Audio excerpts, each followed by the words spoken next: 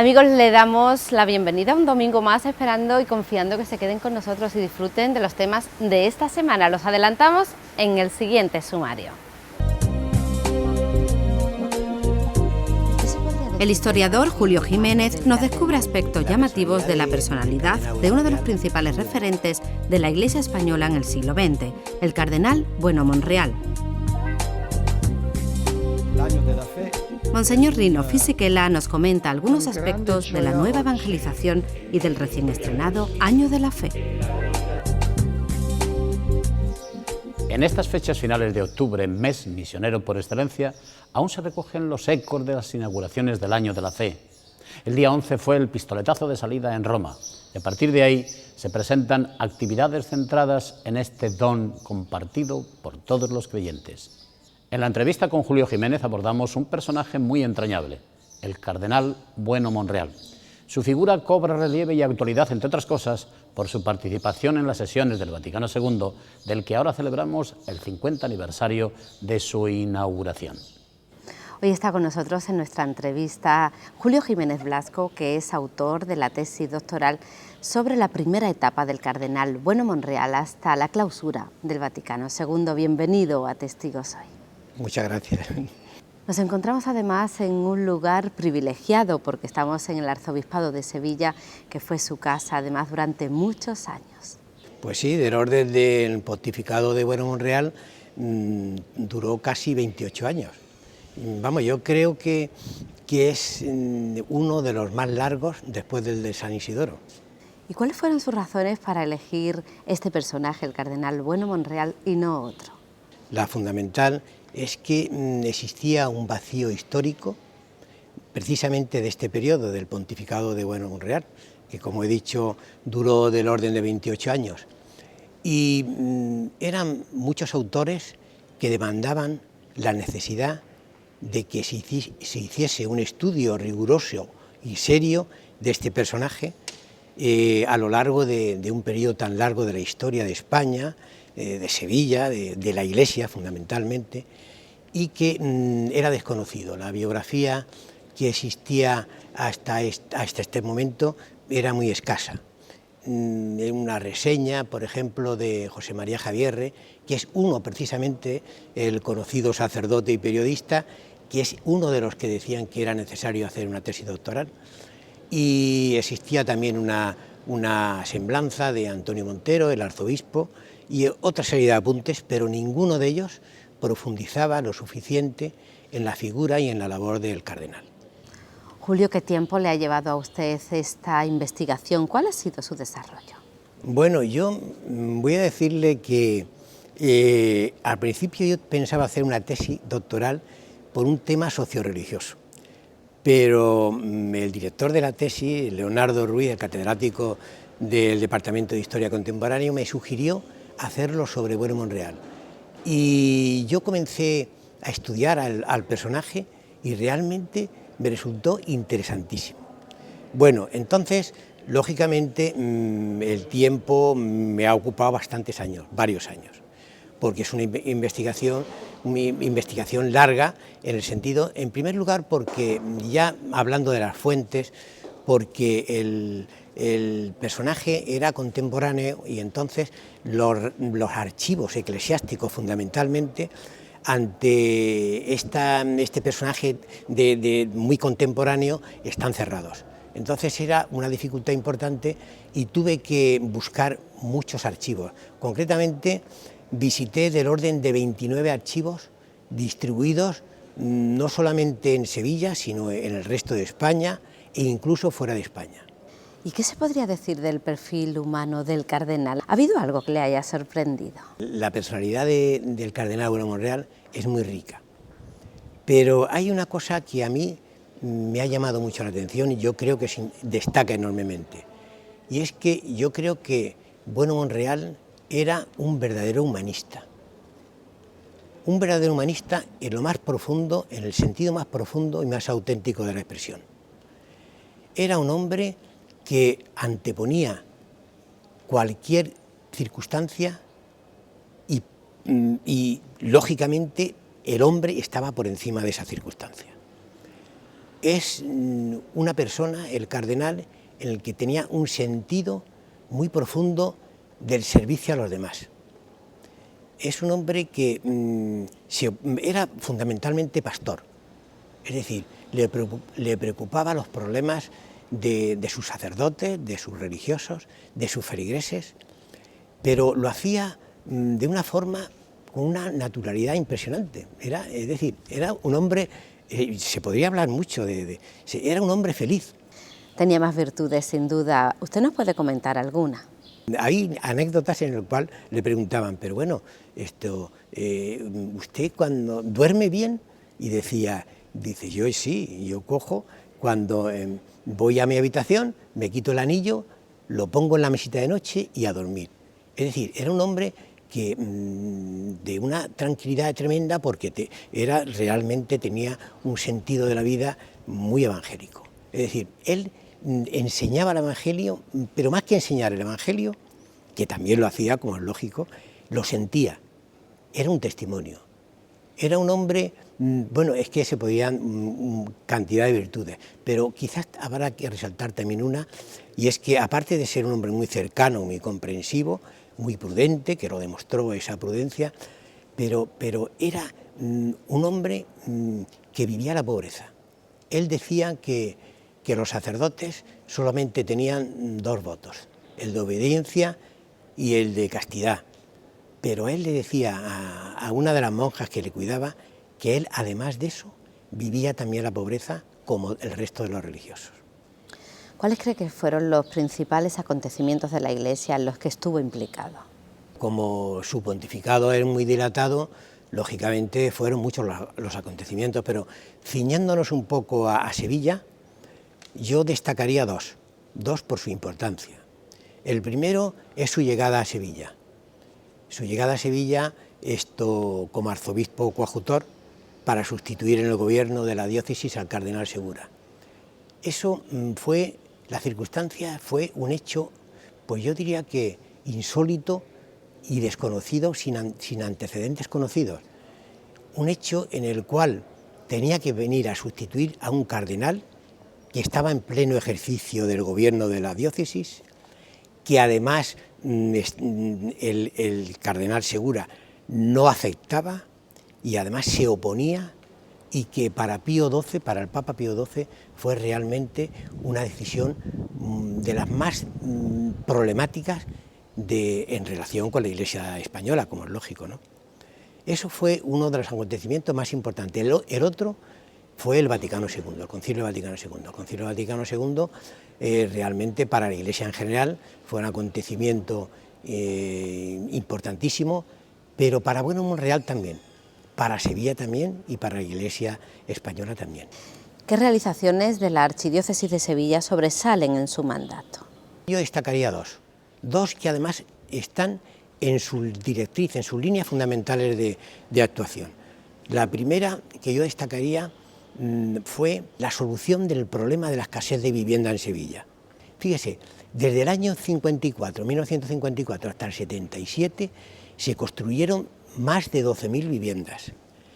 Esas ampararon a más de 70.000 sevillanos, y todos familias necesitadas. Esta obra no solamente contemplaba las viviendas de las personas, sino incluso todos los servicios anejos.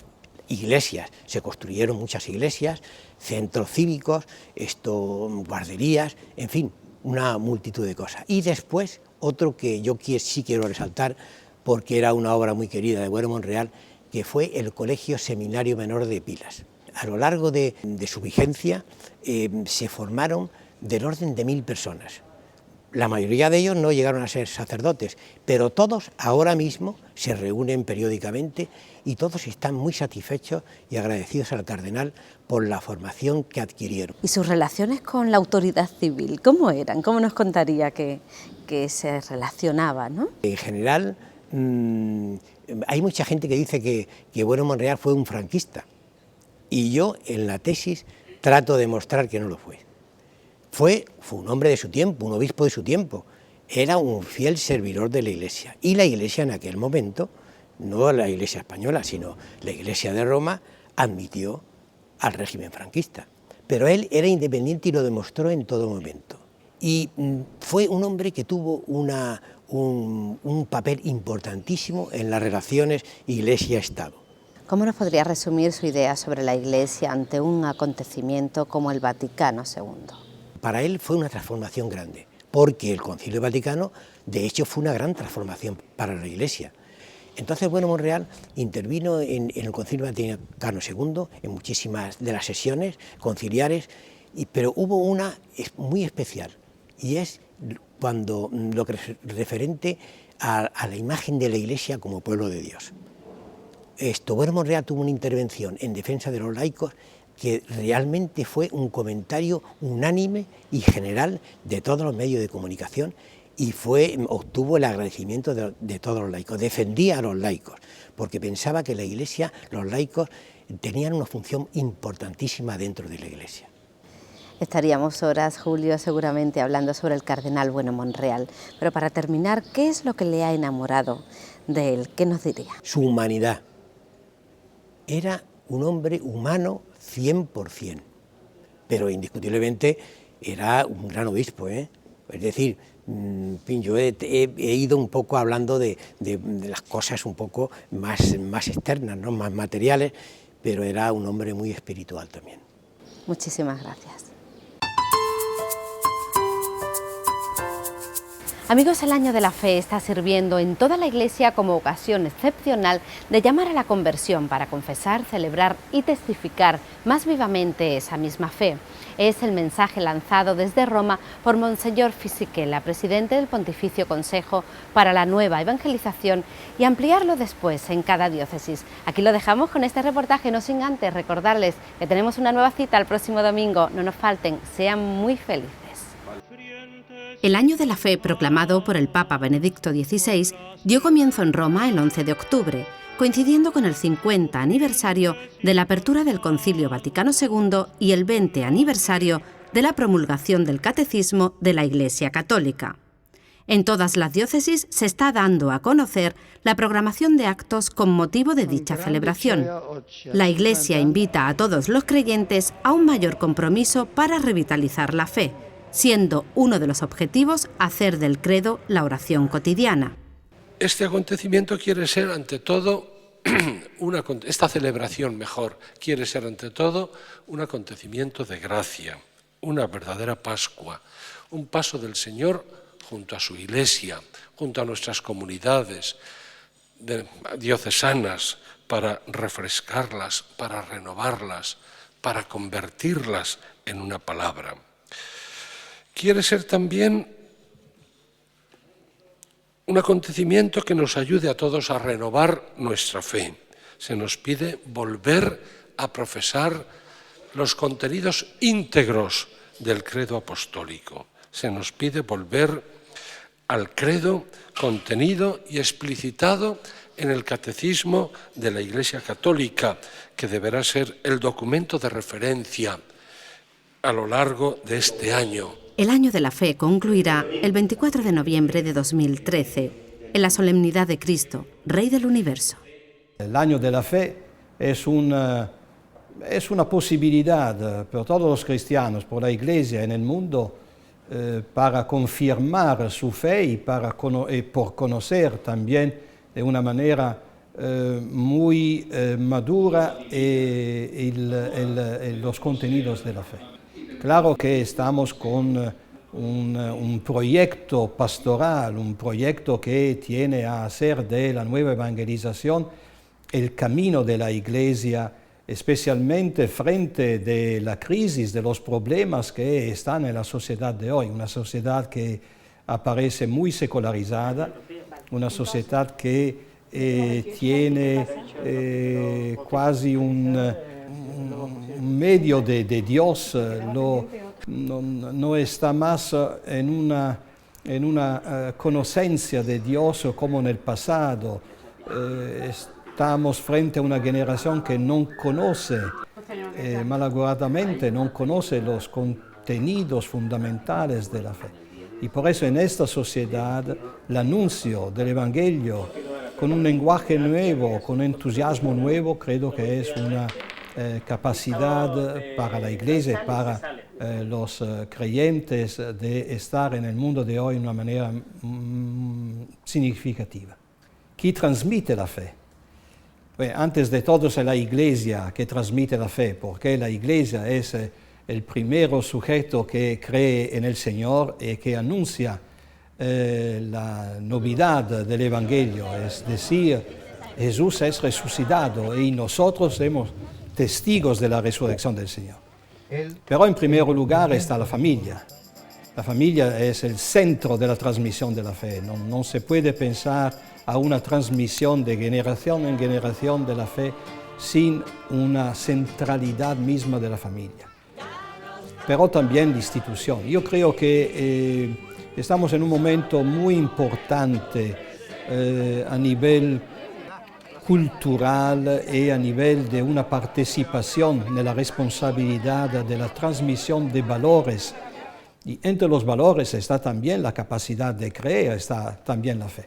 Creo que la comunidad cristiana, la familia y la institución social, por ejemplo la escuela, tienen una responsabilidad común en este momento, es la responsabilidad de la transmisión de una cultura, de un patrimonio cultural, especialmente en nuestros países, donde en Europa, en América Latina, donde está una tradición cristiana que pertenece a la raíz de la cultura.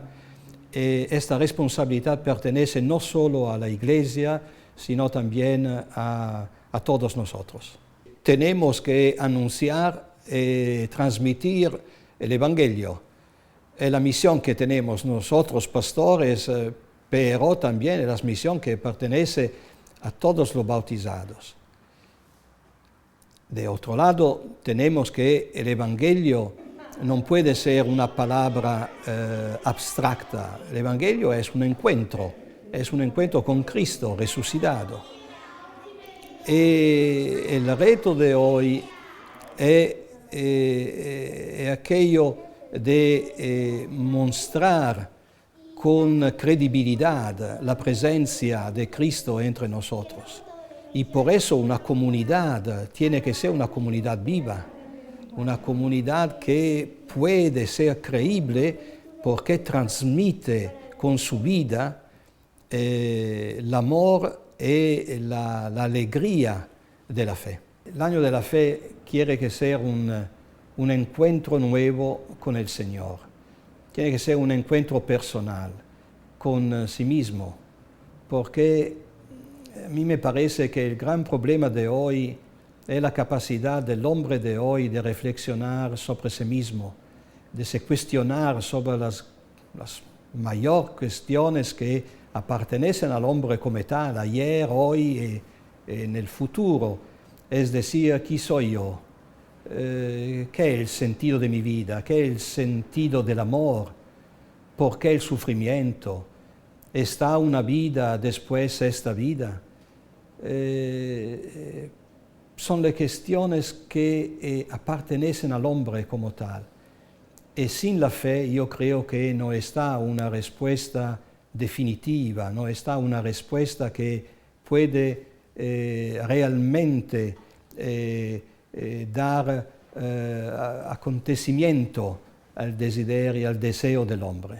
La nueva evangelización, el año de la fe, es un momento de dinamismo en toda la Iglesia.